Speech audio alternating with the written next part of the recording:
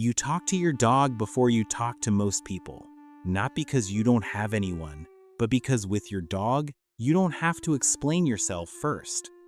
You walk through the door, exhausted, barely holding it together, and before you've even set your bag down, they're already there, tail moving, eyes soft, entirely present, and something in your chest loosens in a way it doesn't anywhere else?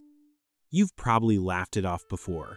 I'm just a dog person, you say, like it's a quirk, a preference, something small, but it isn't small. And somewhere deep down, you already know that. Here's what psychology is starting to understand about people who love dogs the way you do, not casually, not as a hobby, but times deeply. The kind of love that makes you rearrange your schedule, cut vacations short, and grieve in ways others don't quite understand. This kind of connection isn't sentimental weakness. It isn't immaturity. It isn't an inability to connect with humans. It's something far more specific, far more human. And your brain isn't broken for feeling it. Your brain is doing exactly what brains do when they find something that feels genuinely, reliably safe. There's a concept in psychology called emotional safety, the felt sense that you can be fully yourself without the threat of judgment, withdrawal, or rejection. Most of us spend enormous energy managing this in our human relationships. We calibrate what we say. We soften our edges, we read the room constantly, adjusting ourselves to avoid rupture. Dogs remove that calculation entirely. When you sit beside your dog at the end of a hard day, you don't have to perform okayness. You don't have to summarize your feelings or defend them or make them convenient for someone else. You simply exist, and they exist alongside you, and somehow, that is enough. Think of the man sitting on the back porch after a long week, not ready to talk to anyone.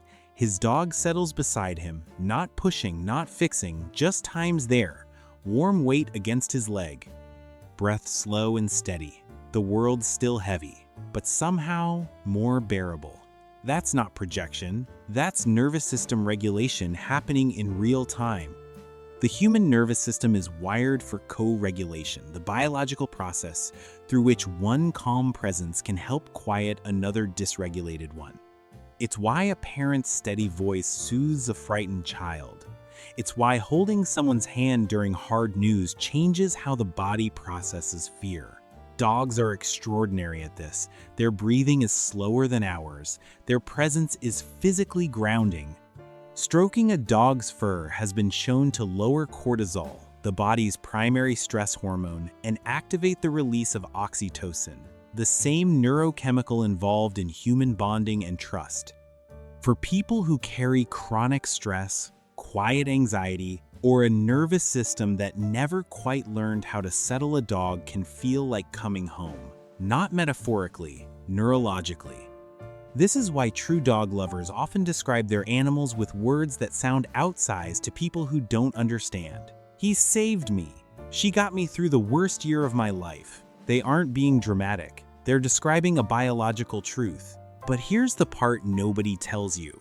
The depth of someone's love for a dog is often a quiet map of their emotional history. People who bond most deeply with dogs are frequently those who learned, somewhere along the way, that human love came with conditions, that affection was something you had to earn, that being fully yourself was risky, that it invited disappointment or criticism or disappearance. This isn't always dramatic. It doesn't require a difficult childhood or a visible wound. Sometimes it's subtler than that. A household where emotional expression felt heavy.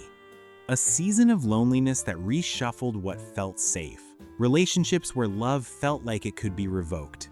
The nervous system remembers all of it, and when it finds something that doesn't carry those patterns, something that stays, that doesn't withdraw, that never requires you to be more than you are, it holds on. Dogs don't love conditionally. They don't compare you to who you were last week. They don't leave because you're difficult or sad or too much. They are perhaps the only relationship in most people's lives that carries absolutely no social contract, no expectation of performance, no threat of rejection. For someone whose nervous system learned that love is uncertain, that is not a small thing. That is everything. There's an older woman, maybe 72, who lost her husband 18 months ago. The house is quieter now, in ways that don't have words. But every morning her dog waits by the back door, patient and warm, and she tells him about her day before it even begins. She knows he doesn't understand the words. She goes anyway, because in that small ritual, something in her still feels witnessed. Attachment psychology tells us that we are wired for connection not just romantically or socially, but in the most primal sense. We need to feel that something in the world is attuned to us, that we are not entirely alone inside our own experience. When human relationships fail to provide that, or when grief removes them, or when life simply becomes isolating in its quiet way, the attunement a dog offers isn't lesser. It's real. It registers in the brain as genuine connection because it is. There's also something important in the dailiness of caring for a dog. The walks, the feeding, the small routines that structure a day that might otherwise feel formless. Psychology has long understood that meaning is built through action, not contemplation. Caring for something that needs you, something whose life is genuinely improved by your presence, creates a sense of purpose that can anchor people through seasons of profound disorientation. A veteran waking from a nightmare at 3 a.m., the dog shifts, moves closer, settles his head on the veteran's chest.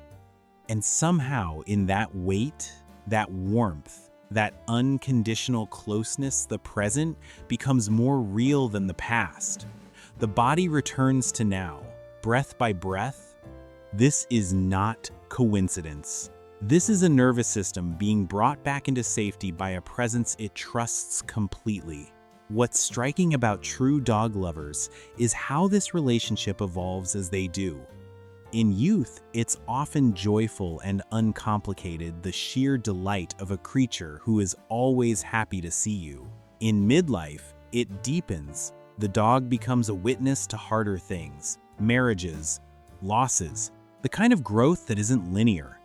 In older age, it sometimes becomes the most consistent relationship a person has, the one that doesn't change jobs, or move away, or become absorbed in its own life.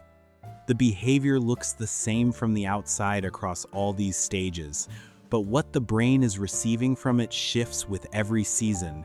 The same presence meaning different things at different depths. A dog is not a phase. For many people, it is a through line. In the end, loving a dog is a form of emotional intelligence, not a retreat from it. It takes a certain kind of self-awareness to recognize what your nervous system needs.